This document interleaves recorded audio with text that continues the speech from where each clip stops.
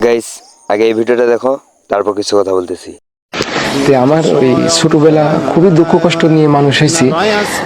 ওই যে নানি আমাকে এটা ওটা আইনি আইনি খাওয়াইতো, ওই টাইমে আমার ওই কাঁচা তরকারি আমি খাইতাম। কি বলেন?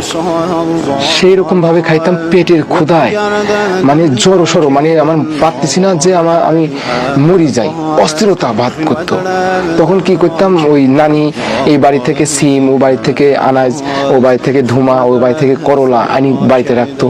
রান্নার সময় দিতাম না, আমি লিয়া খাইতাম।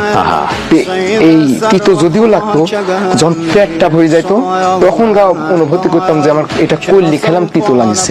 তার আগে আমার কাছে আর ভিতরে আমার কিছুই লাগে না। আপনি কি কথাটা বুঝতে পারছেন? ক্ষুধা কত মারাত্মক হইতে পারে। আমার এই নানি যখন ওই আনতে পারতো না, তখন আমি এই গাছের ফল, মানে যেটা আসলে খাওয়ার উপযুক্ত না কিন্তু ফল ধরে আছে, সেটাই আমি খাচ্ছি।